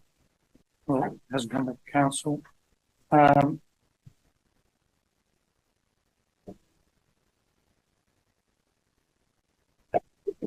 The New Bindle, I'll ask about the New Bindle Lane, the other intersection, the Cunningar Road intersection. Could we get details of the regional road grant that is funding that, please? Through Madam Mayor, I can do that. It was tabled at our previous council meeting, so I can provide that information. Thank you. Okay, thank you. If there's no more discussion, Councillor Armstrong. Thank you, Madam Mayor. I'm wondering if the director could please advise why we've got programs extending for the full 12 months, and clearly those programs would not extend for 12 months. I'm referring specifically to things like local roads resealing, the young reseals, Boorowa reseals and Harden reseals appear to be going for 52 weeks in the year. I don't believe that we've been achieving 52 weeks worth of reseals in any of the years recently. Why Thornhill Street reconstruction is a 52-week program. Whether we've even got a design for it, I'm uncertain. We just seem to have a lot of jobs in there that are stretched over the whole of the year without any detail. Can the director please provide some advice in that regard? The programs that go for the 12 months is that there are several roads, for example, the resealing programs, there are several roads that are being done sequentially, and that just reflects that we will be doing resealing. It's not going to be a single road. It is several roads that are being done as part of a program. So the program extends for the full financial year, and that's what that is reflecting on. The Thornhill Street, we are currently busy with the design. So yes, that project is ongoing. until we have the design finalised, we won't know what the actual final program is. We still need to go out to tender for that work. So it is the planning, the tendering, and the actual doing of the works, and that's what the program is trying to reflect. Yeah, council wouldn't be doing that big practical. Once we finalise the design through MAYORAL and we have got the resources that we require for that, then we'll have a look at whether we do it or we tender that work out. Like we've done with Barnwell Street, we've actually tendered the work out in Barnwell Street. Through you, Madam Mayor, there's listed, Linden Road is listed, as is Heathfield Road. Because I travel Heathfield Road occasionally and Linden Road rarely, there are very bad patches. Could you advise of the extent of work that will be occurring on Heathfield Road and Linden Road? Because there has been work that's occurred on Linden Road, but I think they have missed some of the worst areas. No, so I know there's nothing showing up on Linden Road from June through until the present, but there is areas that are literally down to 20 or 30 kilometres with potholes in Linden Road, and like the Heathfield Road is yet the work's listed for October, so I assume that's the area that has been disturbed by a contractor. We also get a report on the work that has occurred by private citizen or persons on Heathfield Road and what actions council has taken. Through Madam Mayor, to look into, we have done one. Obviously, I've seen some people not have a look at what further work is required there. Heathfield Road, we are planning, as per the works report, to do some grading work there. There has been some work undertaken by non-council members, and that is currently under investigation. Is there a report back to the next meeting on where that's up to, please? Yes, we can bring that back in confidential. Thank you. Okay, thank you. Councillor Ingram. Thank you, Madam Mayor. Just first thing I'll mention, Councillor Larry's in regards to non-council people doing some work. So I made the General Manager aware of the same thing occurring on Bibaringa Road after months and months of campaigning and hard work being done. We've had a member of the public decide they're going to move trees and rubbish from one side of the road to the other and completely dragged open the bitumen seal right across the road. Since then, there's been further works done on that road, not by a contractor or council, just down the road from that to push heavier stumps away. And again, more damage has been done to the road. If staff aren't too sure who to ask about this matter or who to interview, just come and see me. It's pretty easy to see who did it, but that can come back to council in a report with next month as well, please. So that's that matter. Go to line items, and we're just talking about line items. I mentioned it in a workshop the other day, and I see it, unless I've missed it, it's a bit hard, but I noticed that the curb and guttering works hasn't made it into this program anywhere, which money was set aside in the budget for. It still hasn't got a line item. Those works are still being planned, that's why it's not in the budget. But if you're not getting the work is defined, we'll obviously bring it to council first before we undertake the work. You just told us, but all this work has been planned and designed and done and everything here. Okay. I just wonder why there couldn't be a pretty blue line next to the curb and guttering. So that's all. Just a little reminder. Thank you. I did mention it at the workshop the other day. I thought the workshops were for that reason that through the time of the workshop and the timing of this report, we weren't able to update this program prior to this meeting.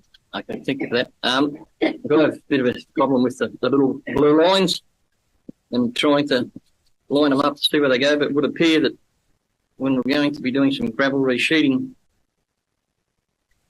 in the Former Young area, LGA, and it looks like it's up to August, so I presume it's done. But we're going in 3 different areas. Have we got 3 different teams of people doing the gravel resheeting? Because they're them 3 little blue lines, they all overlap each other. And they're not actually next door to each other. So there would have to be movements made. And do you want to have a little explanation around that? No? Longhurst Road, Moonbucker Road, and we jump a line and we go down to Peels Lane, and they're not all next door to each other, but they're all overlapping on that little blue lines, which I'm told is a timeline, so I don't know whether the timelines are worth following or if it's just there for pretty pictures. So my question is, how many crews do we have we got gravel reshooting? That's the first question. I don't know exactly the crews it's doing gravel reshooting. We're utilising our crews across the Hilltops area. We have several crews that are working in that area. If that's something we need to respond to, we'll come back to the meeting with that, or I'll put it in the newsletter. I know I have to take the answer. I find it very surprising given the amount of machinery and operational stuff that's involved in doing gravel reshooting that we don't know how many we've got. But anyway, I'll let that go. So yeah, if we could just, like, lots of blue lines, very pretty. I just don't know how much faith we can have in it. That brings me to my last point, and I'll get on to the works report then. So we go to page 450, the works report. So it's on next item. Yeah, sorry, next item. So I'll leave it. I could use it on this one. It's relevant to this point, but I won't. I'll wait till the next item. So thank you. Thank you for pointing that out. Thank you, Councillor Ingram. If there's no more discussion, I'll put it to vote. Those in favour? Unanimous. Thank you, everybody. Now we will turn to 1220, 23-247, and that's the works report. Do I have a mover? Thank you, Councillor Flannery. And second, Councillor Foreman? Okay, thank you. Councillor Flannery. Thank you. I note on the, firstly, Hopang Road, I was contacted by a resident. Actually, I've been contacted a number of times. It's probably the first time I've addressed it.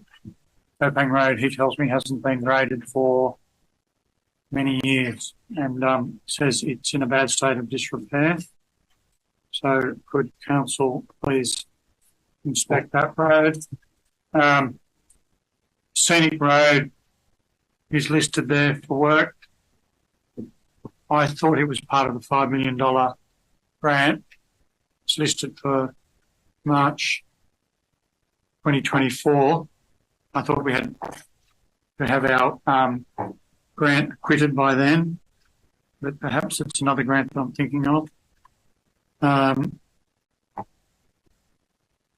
There's a number of roads that are not listed, I'm aware, being Colenso Road, Barama, Campbell Fields, although Campbell Fields is listed on as having had work performed on them. I thought the Campbell Fields Road was in the 2022-23 year.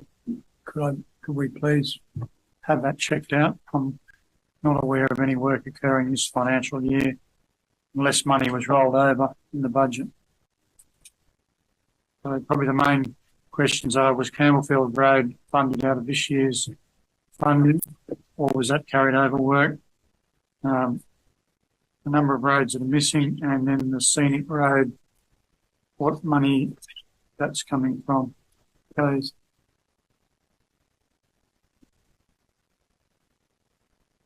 So, through Madam Mayor, Campbellfields Road, the work that was done is, I believe that work on Campbellfields Road was from revenue funding, not from grant funding. So that would have been from that, the previous budget allocation.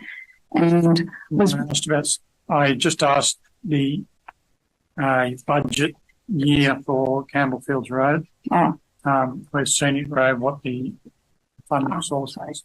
So, through Madam Campbellfields Road was done in the 2022-2023 budget year, I believe. And it's being listed as 23-24.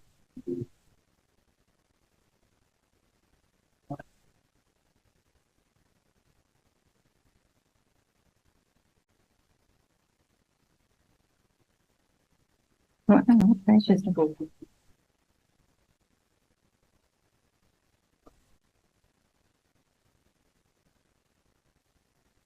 I'll follow that up. And then the second one, Scenic Road, there was portions of Scenic Road that have been put as part of the farming grant, and the senior grant that is in the program is maintenance grading. So there's two separate funding streams there. And that's the things we need to look at: the operating work that's being done, which is what is covered essentially by the works report, and then the capital program, which covers the capital works. Has the work on Fenwick Road been completed that was part of the $5 million funding?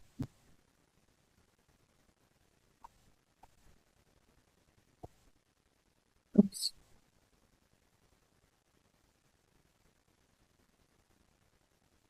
I'm not sure right now. We have got until February 2024 to complete that work. I'd have to check. All right, thank you. Do you, Madam Mayor? Councillor Foreman. Director. Just a question regarding, the AARB vehicles that we are waiting on the information back from. How will that report or those reports affect our works report and what you've scheduled? Will it mean we have to redo it or reschedule, or things will be moving around earlier and later? And do you know what I mean? Just a moment, Councillor Foreman. Sorry. We vote?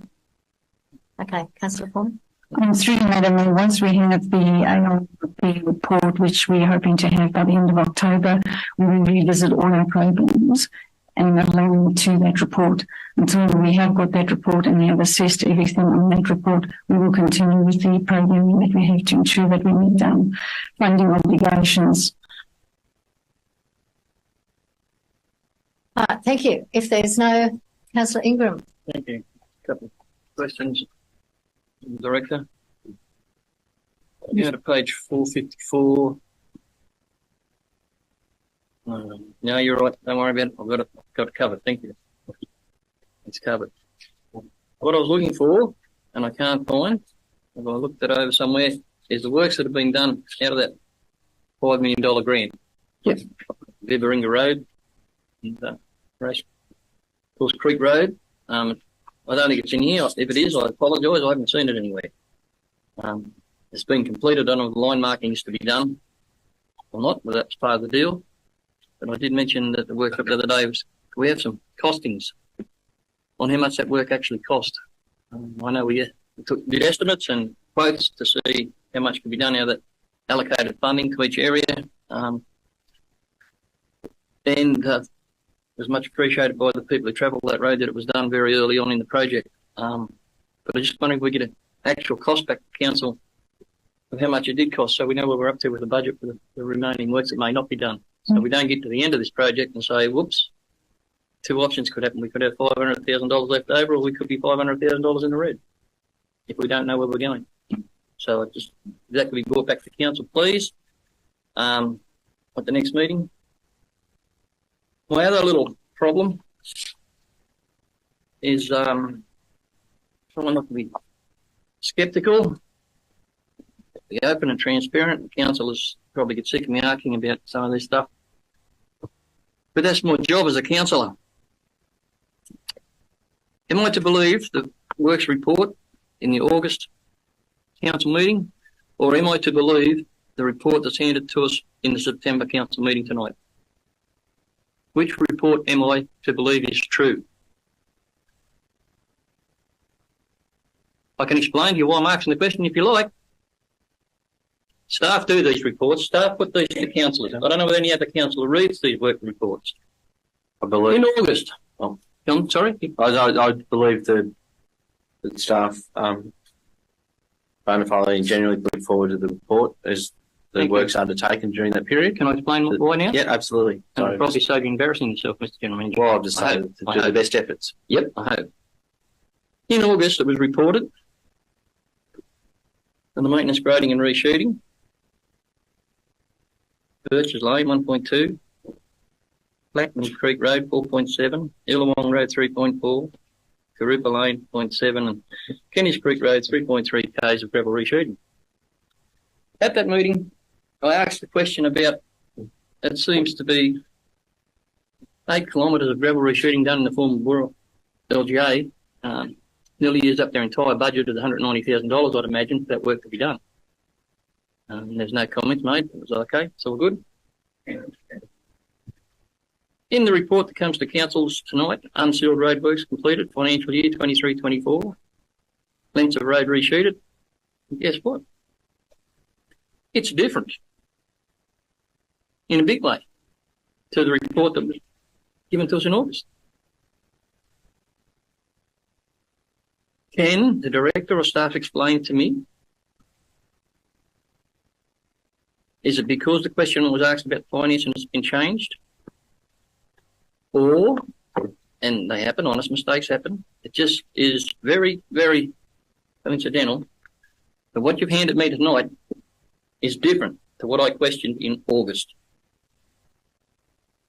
I'd like to have an open mind and believe that councillors around the table are being informed of our costs and our work programs in a manner so we can do our duty as councillors, especially given we're spending a lot of our time out asking the community for more money.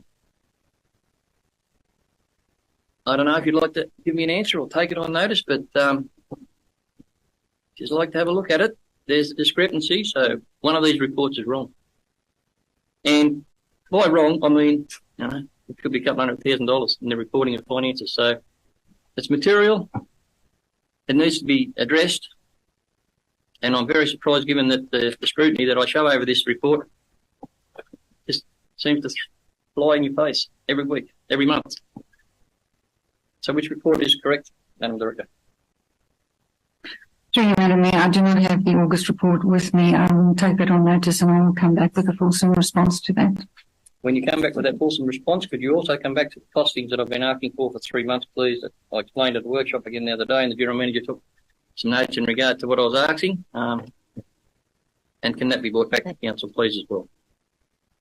But until such time as you can get it close to being right, I can't support any work report. Absolutely disgraceful. Thank you, Councillor Ingram. I'm going to Councillor Armstrong. Thank you. Just a question in regards to page 450, the table there. I know that Karupa Lane has a length of 12 kilometres, 2.5 kilometres have been graded, and 700 metres has been resheeted. I just can't find Karupa Lane anywhere in the resheet program back in the capital work schedule that Council's just noted. I'm just wondering, what has there actually been 700 metres resheeted?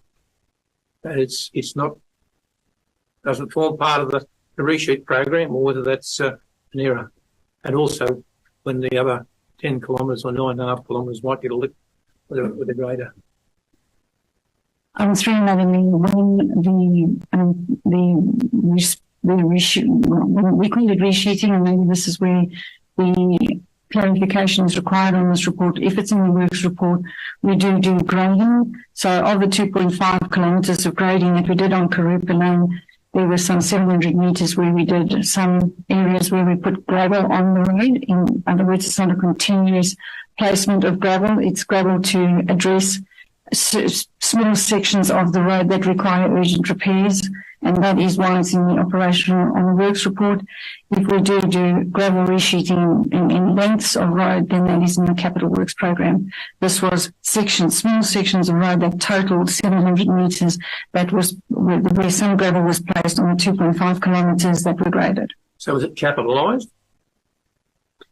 Well, the portions of the road that were done was very small.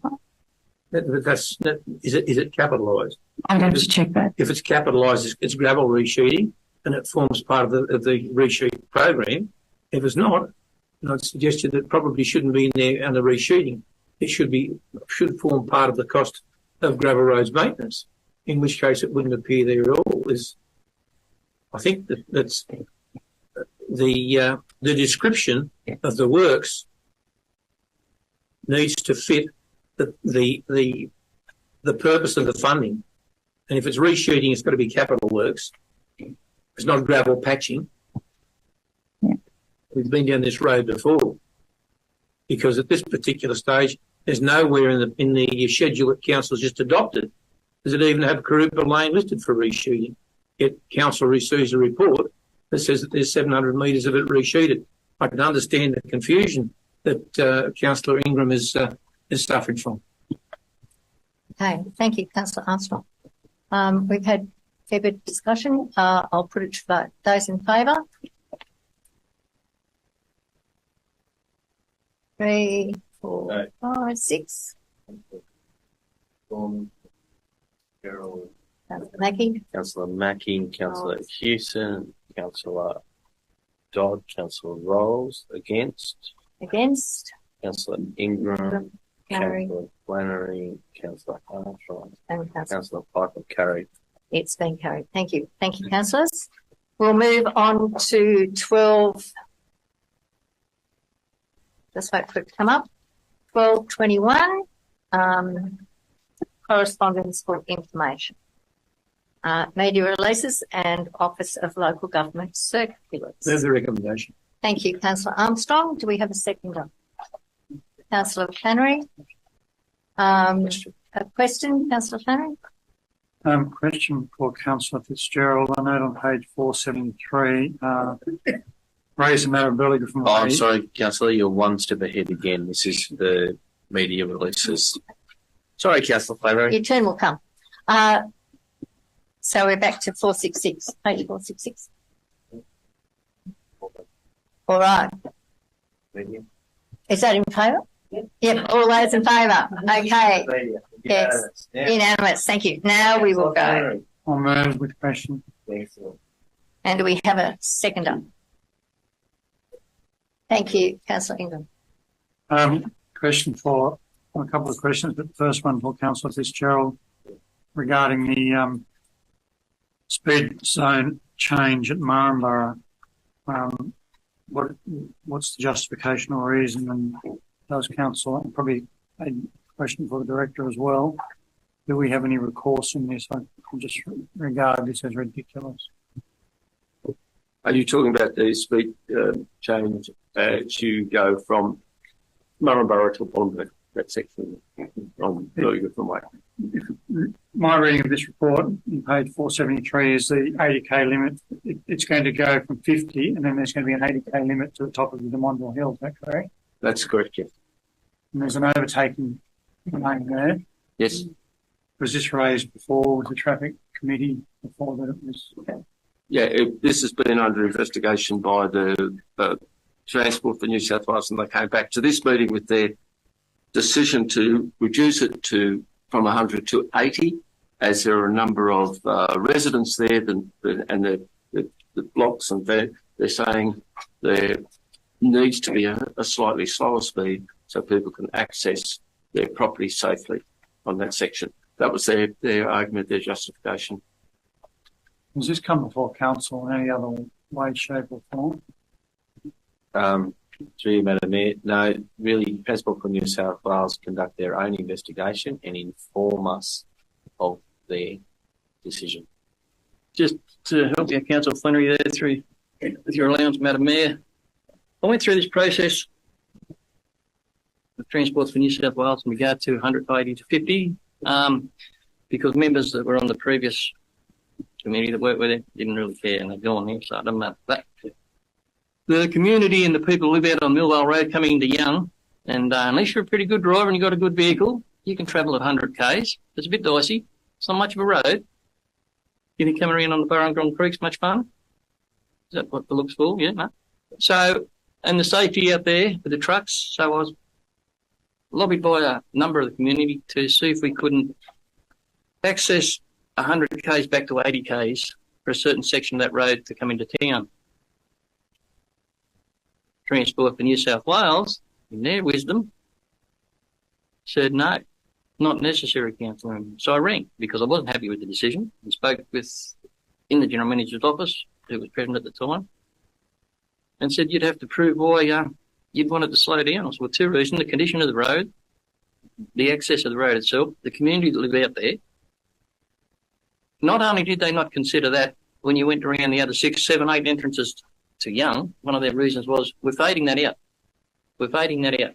We're fading the 180 to 50 out. Every other entrance to Young has 180 50. So that had me blown apart to start. No, it would not come at it. I get this report, and here is the complete opposite for what they told the general manager and myself in regard to 180 to 50. Here they just went 100 and just over the hill, I think I've spoken to the committee once before, straight to 50. Trying to, but yes, it aids speeding tickets, let's say that. But my point being, and I'll organise something to be an observer at the next meeting or contact Councillor Fitzgerald in regard to this matter. I just cannot see. I'd like someone from Transport for New South Wales who often make decisions for us in regards to building a car yard out the road. It's fine, let it go. And now they've done a complete flip on their policy of 100 to 80 to 50. I'd just like some justification from Transport for New South Wales. Just I can understand on the Councillor Flannery. west side of Young that there is an overtaking lane here and we are dropping it back to 100, from 100 to 80. It's blatant revenue raising. I have never seen a crash out there. If they want to worry about incidents, why don't they fix that damn bridge another 4 kilometres over the hill or 2 kilometres over the hill where people run the risk of getting killed? I mean, these people certify truck registrations, tell us what we've got to do, and yet they never do anything the same themselves. We should object to this strenuously. I mean, on what basis do we need to reduce this to 80 when we've got 3 lanes going up and down the hill? It just beggars belief. We should object to it strenuously. So, in that regard, who could I ask Councillor Fitzgerald, who brought it to the committee?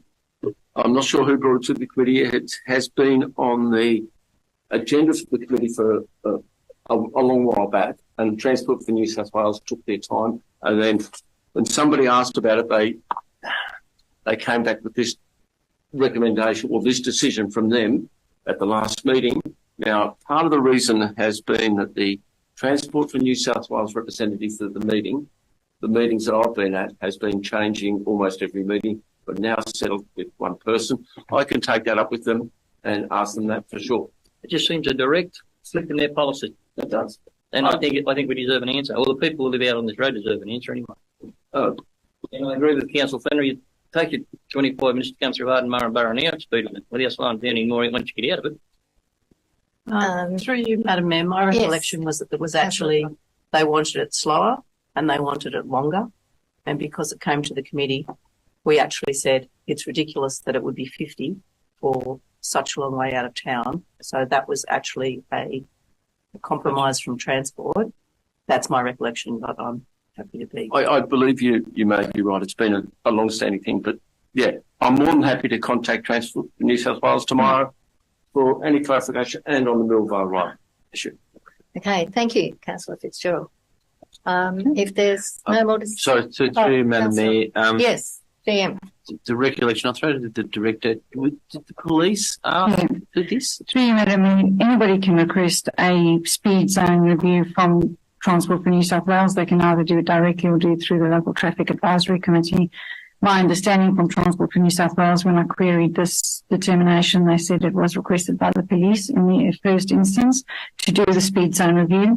Whoever does the request they do an independent assessment and come up with their recommendations. So can council request a speed zone adjustment back up? We could. Well, that might be part of your review, mightn't it? I'll have that discussion with Transport New South Wales representative tomorrow. Okay, thank you. Thank you. The other question which I raised before the last traffic meeting was the signage that is listed on the to-do list. The signage on Jack McCarthy Bridge, or the giveaway signs. I noticed that giveaway signs, the plaque is here. There's no detail regarding the giveaway signs that got washed away on Jack McCarthy Bridge.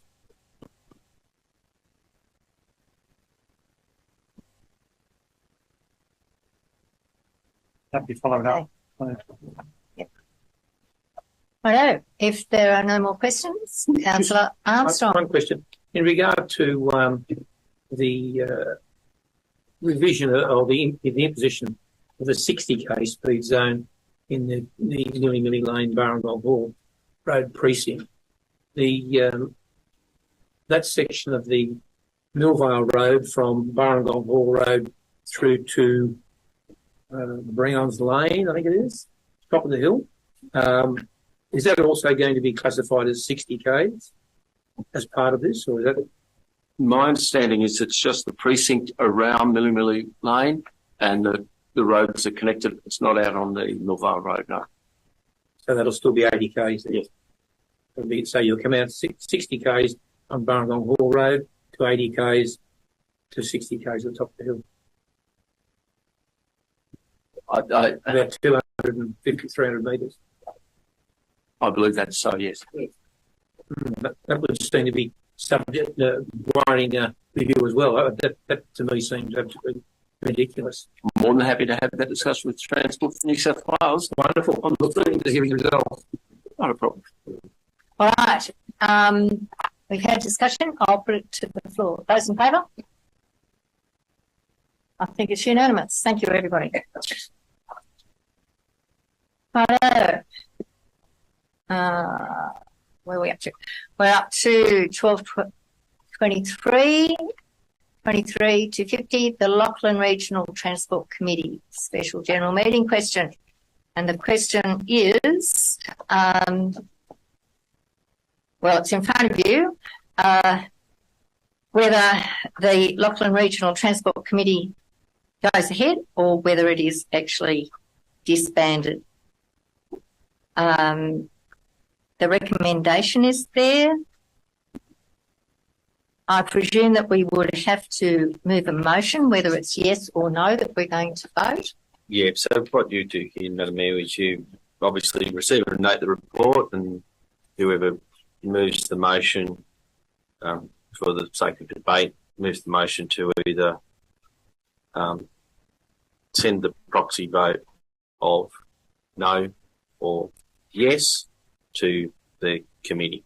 So whoever moves it one way or the other, yes or no. There was a question asked by Councillor Ingram about what work had been done by this group. I understand that there's many discussions, and you would see there from the minutes of the things that they discuss, outcomes, practical outcomes. I'm not aware. So do I have move? Good question. Yeah, the question is yes or no. Could the committee stay alive, or that we no longer want to be part of the committee? No, or the whole committee be disbanded. I find that's a strange way of going about it. If councils can decide themselves they want to be part of it, given that that's the way, I'd move a motion that we vote yes, it be disbanded.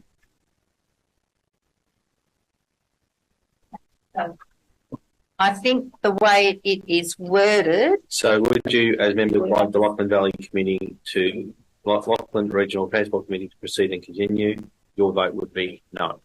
Well, given what's in front of us, yeah, my experience with it, and the meeting on the 29th of July 2023, 10 people attended, and then you have a look at the apologies, I think that tells you the interest. And I guarantee you that the railway line will be open again. So Councillor Ingham, I was saying you're moving, we receive a note of the report, and B, send the proxy vote of no to the LRTC from Hilltops Council.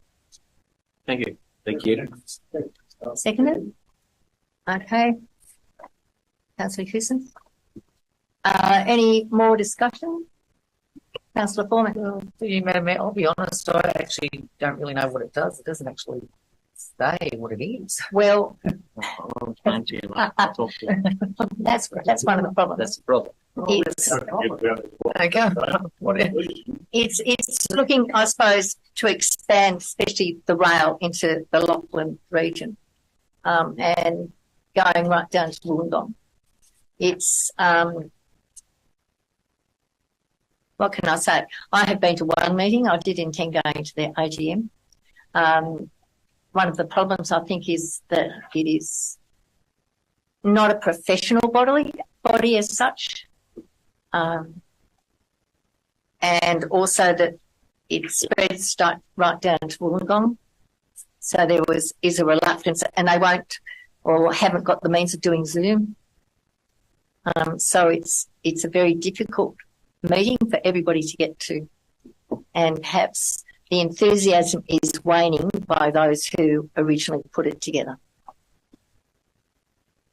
All right, if there's no...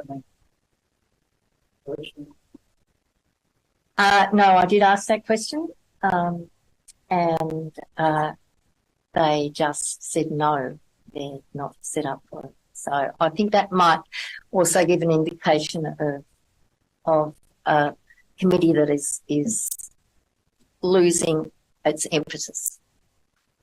Okay, so I will put it to the vote. And where do they get their money from? We've got 18,000 here to go and have various locations that looks like a feed. I'm through, Madam Mayor. I can't member councils pay membership fee. Yeah. So it would be built up over time. So it's minimum, I think, and it's over time, isn't it? All right. So receive and note the report and send a proxy vote of no. Those in favour? Unanimous. Thank you, Council. Well, I questioned that too, and no doubt if the vote gets through, if it's a no vote at the AGM, then they will have to work that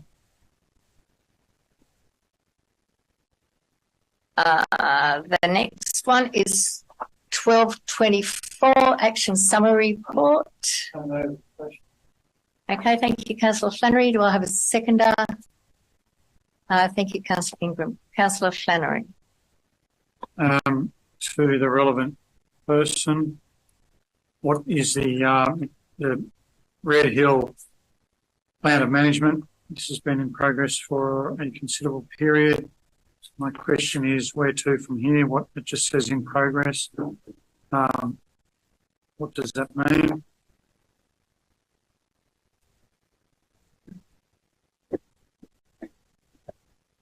Jim? Well, I'll ask the Director of Corporate and Community. We are looking at all the plans of management, so I think it is wrapped up in the broader sense of all the plans of management. And I'll ask, it's the review of all the plans of management. So that could, I suppose it's a reminder that we're looking at all of the plans of management, and it's in that long list. So do we have a time frame for completing the plans of management, or is it just... I'll ask the Director of Corporate and Community to come up. We do have Donna O'Brien, who's helping us with that, who's been helping. I thought this had been resolved, the plan of management for Red Hill, a long time ago. No, there was a draft prepared, and it did not pass the test, I suspect. And it now needs to be reviewed. I'll pass now to the Director. Yep. Through you, Madam Mayor, Councillor Flannery, I believe that November is the date that we're aiming for those to be done, but I can confirm that through the councillor newsletter or at next month's meeting. I'll have to speak to Donna about that.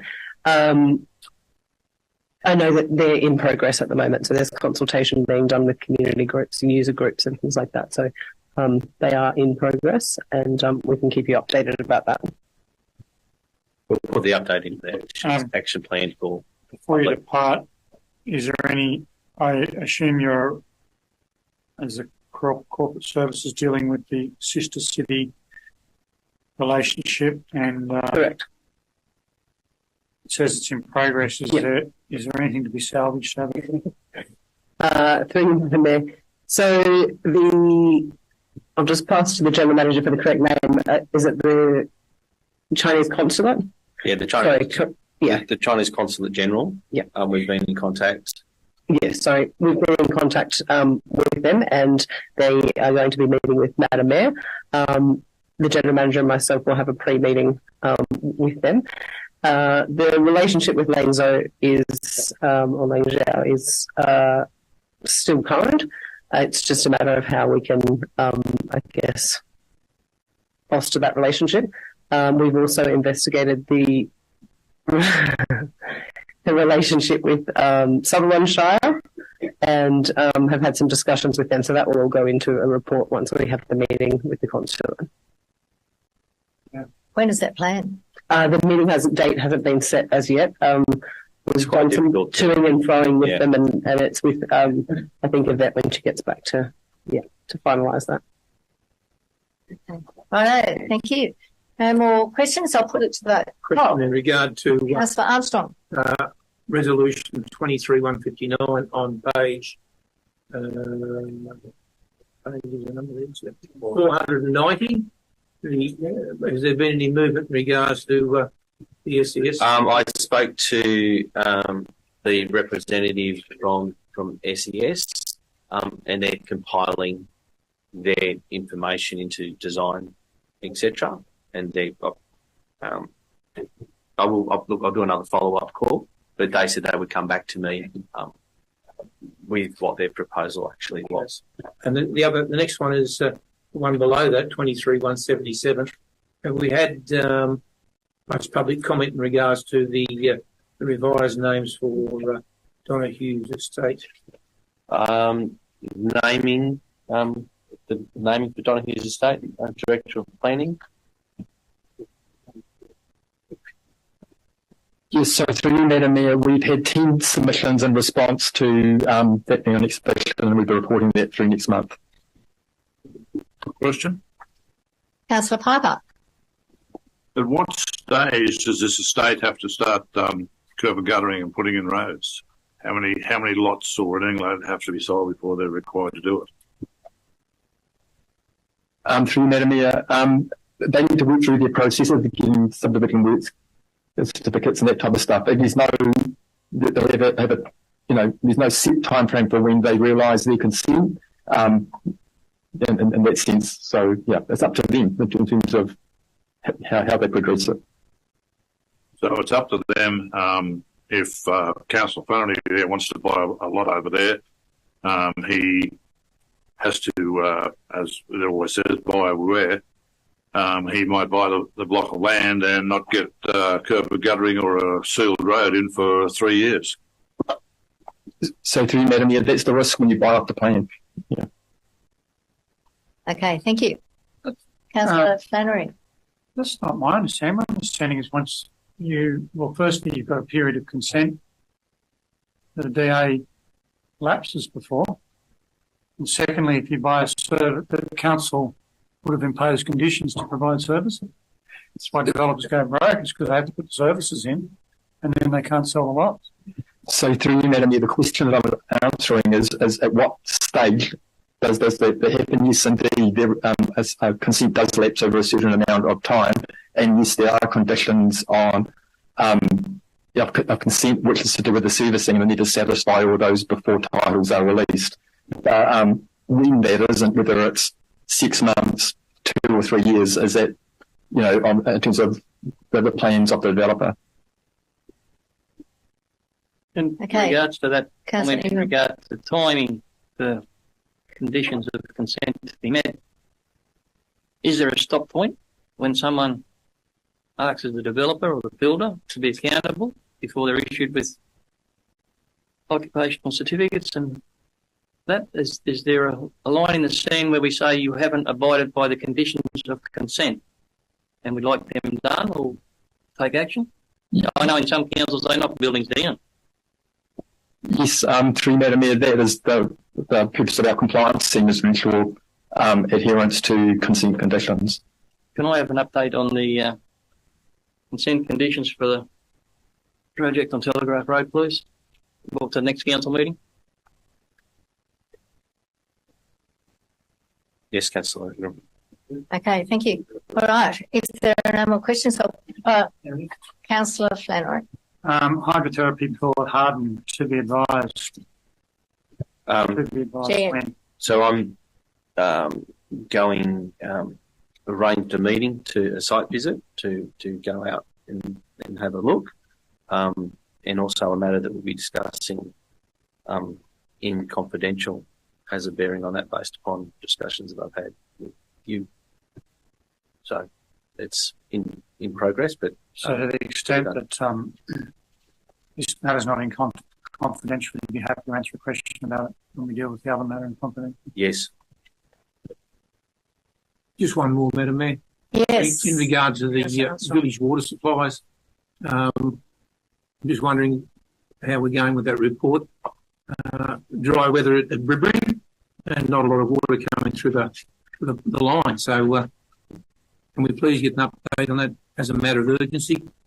I'd very much like to see that matter progress to its ultimate completion.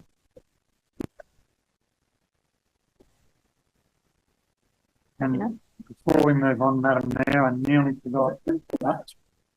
I just couldn't remember. One last one. Still waiting for an answer from the director as to the Director of Finance regarding the $419,000 budget variation with a government entity that council basically had to write off. I think it was in the December QBR. It was dealt with in March.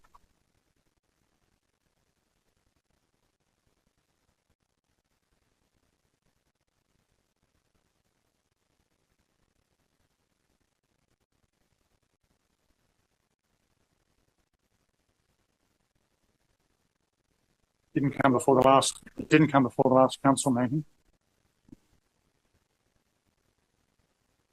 Well, if they get asked in council meetings, the response should come back in the council meeting.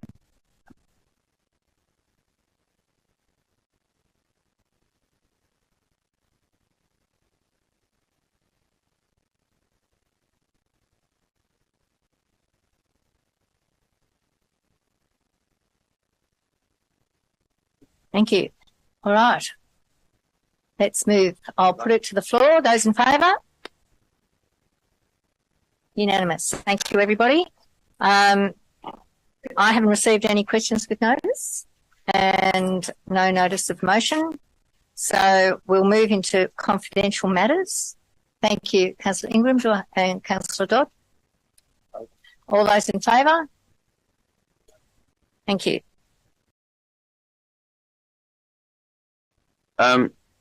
Through you, Madam Mayor, the reports that were in confidential, Council resolved as following. 15.2-23/253, sale of council property.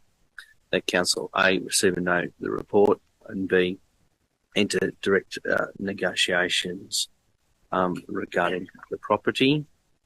15.3-23/254, award contract RFT 000008, investigations, designs and costings for young stormwater trunk upgrade. Council resolved to receive and note the report on the RFT. B, award the contract RFT 008, investigations, design and costings for young stormwater trunk upgrade to the successful tenderer. And C, delegate authority to the General Manager to execute all necessary documentation associated with awarding of this contract and expend funds as required within current budgets. At 15.4, 23/255 RMCC works for financial year 2022/23. Council resolved to receive and note the report. Report 15.5-23/256 RMC works for financial year 23/24. Council resolved to receive and note the report. And report 15.6-23/257 Barrel Crossing plant viability. The motion for receiving and noting the report was lost. Thank you, Madam Mayor. Thank you, Jim. This brings to the conclusion our meeting. Thank you, councillors, for your contribution tonight and also for your ongoing contribution to our Hilltops. And I will declare the meeting closed at 7:33. So thank you, everybody.